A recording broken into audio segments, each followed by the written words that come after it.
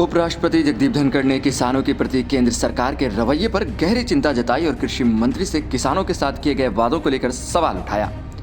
मंगलवार को एक कार्यक्रम के दौरान उन्होंने कृषि मंत्री से सवाल किया कि किसानों से किए गए लिखित वादे पूरे क्यों नहीं किए गए।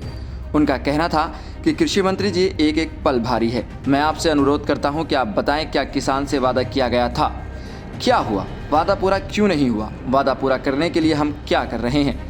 उपराष्ट्रपति का एक वीडियो वायरल हो रहा है जिसमें वह कह रहे हैं, कृषि मंत्री जी, वादा तो किया गया था, लेकिन किसान अभी भी अपने अधिकारों के लिए संघर्ष कर रहे हैं। ऐसा क्यों हो रहा है?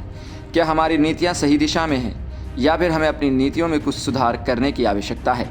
अपने बयान में उपाध्यक्ष जगदीप धनखड़ ने कहा, मुझे समझ नहीं आता कि किसानों से बातचीत क्यों नहीं हो रही है। किसान को इनाम देने के बजाय हम उसे उसका जायज़ हक क्यों नहीं दे पा रहे हैं। किसान की स्थिति निरंतर बिगड़ती जा रही है, लेकिन उनकी समस्याओं का समाधान नहीं हो पा रहा है। उन्होंने आगे कहा, पिछले साल भी किसान आंदोलन हुआ था और इस साल भी आंदोलन जारी है। इसका क्या मतलब है? क्या हम किसानों की समस्याओं को हल करने में नाकाम हैं? समय गुजर रहा है लेकिन हम कुछ नहीं कर रहे हैं। मैं भारत को बदलते हुए देख रहा हूँ, लेकिन किसानों की स्थिति में सुधार क्यों नहीं हो रहा है? धनखड़ ने अपने विचार साझा करते हुए कहा कि भारत आज पहले से कहीं अधिक ऊंचे स्थान पर है। भारत को दुनिया में सम्मान मिल रहा है। हमारे प्रधानमंत्री आज दुनिया के सबसे प्रभावशाली नेताओं में शामिल हैं, लेकिन इन सब के बावजूद हमारा किसान क्यों परेशान है? यह गहरी समस्या है। अगर हम इसे हल्के में लेंगे तो हम अपनी जिम्मेदारी से बच नहीं सकते। हमारी नीतियां किसानों के लिए सही रास्ते पर नहीं हैं। उन्होंने यह भी कहा, किसान की समस्याओं को नज़रअंदाज करना, उनके हक को न देना, यह हमारी सरकार की प्राथमिकता का हिस्सा क्यों नहीं बन पा रहा है? यह एक बड़ा सवाल है। जब सरकार वैश्विक स्तर पर इतनी सफलताएं हासिल कर रही है तो किसानों की परेशानी क्यों नहीं सुलझाई जा रही? एक दिन पहले भी उपराष्ट्रपति जगदीप धनखड़ ने किसानों के महत्व पर जोर दिया था। उन्होंने कहा, हमें सोचना चाहिए कि जो हुआ सो हुआ, लेकिन आगे रास्ता सही होना चाहिए। यदि हम एक विकसित भारत की दिशा में बढ़ना चाहते हैं तो हमें खेतों से शुरुआत करनी होगी। कृषि क्षेत्र के बिना कोई भी विकास नहीं हो सकता।